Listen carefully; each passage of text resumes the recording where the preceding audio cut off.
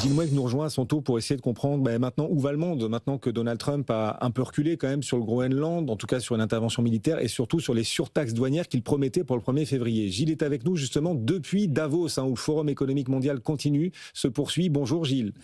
Bonjour. Merci d'avoir répondu une nouvelle fois au cœur de ce forum de Davos pour BFM Business. Vous êtes chef économiste du groupe AXA. Pirouette donc de Donald Trump, de plus, il fait marche arrière sur les surtaxes à partir du 1er février. Comment est-ce que vous regardez cette pirouette, cette attitude en tant qu'économiste? Comment est-ce qu'on essaie de parvenir à lire ce que propose Donald Trump et comment est-ce qu'on essaie de voir une trajectoire sur laquelle bâtir une stratégie pour la suite avec, c'est vrai, une volatilité des annonces aussi importante? Alors, comment est-ce qu'on essaie de rationaliser tout ça? C'est effectivement pas nécessairement très simple. Moi, l'impression que j'ai quand même, c'est que on a eu la convergence de deux forces depuis 2 ou 3 jours. On a eu une réaction européenne qui, je pense, a été plus vive que ce que l'administration américaine pensait. On n'a pas eu le manque d'unité qu'on pouvait peut-être craindre. On savait qu'il y avait des débats sur la méthode de réponse aux Américains, mais il n'y avait pas de débat sur la nécessité d'une réponse.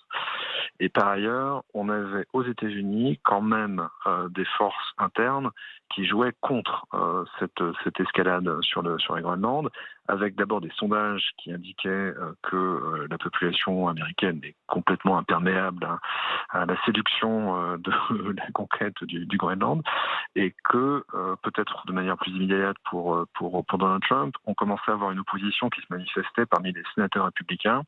On sait qu'il y avait 2 sénateurs républicains dans la délégation qui s'est rendue au Groenland puis au Danemark.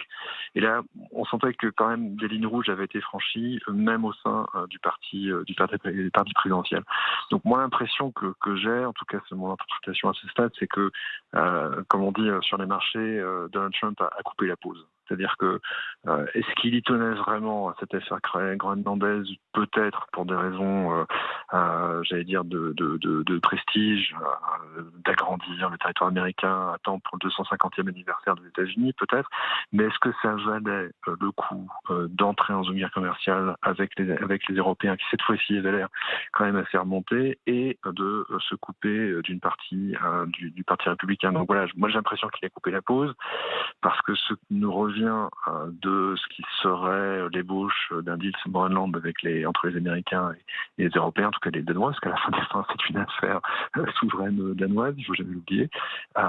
C'est en fait une extension de la présence militaire américaine au Groenland, ce qui était déjà possible dans le cadre actuel, puisque le traité de 1852 entre les États-Unis et le Danemark leur permettait de toute manière d'accroître la présence militaire. Donc j'ai l'impression, en tout cas c'est possible, j'ai envie d'être optimiste aujourd'hui, peut-être après 4 jours à Davos j'en ai besoin, que on est un peu dans du théâtre d'ombre, que de toute manière, je pense que Donald Trump a renoncé à la souveraineté sur le Groenland. Oui, et vous disiez à l'instant, on va rebondir dessus, j'ai besoin d'un peu d'optimisme après 4 jours à Davos. D'habitude, Davos, c'est au contraire un bain d'optimisme, pas cette fois-ci. Non, ça c'est compliqué. Ça dépend comment on le voit. C'est-à-dire qu'il y a probablement une gravité, un sentiment de gravité plus lourd que d'habitude, parce qu'il s'est quand même passé des choses assez impressionnantes. Parce que voilà, Donald Trump était intervenu en vidéo l'année dernière, ça avait déjà énormément frappé les esprits, mais je pense qu'on ne savait pas à quel point ce second mandat allait être disruptif. Là, on le sait, et on a eu une nouvelle démonstration pendant la réunion.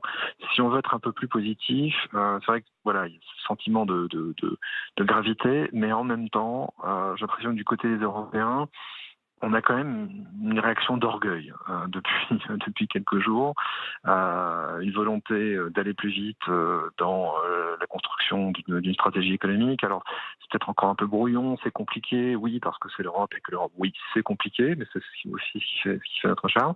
Voilà, donc gravité, sens qu'il se passe quelque chose d'historiquement très lourd, mais une certaine envie quand même de trouver une réponse.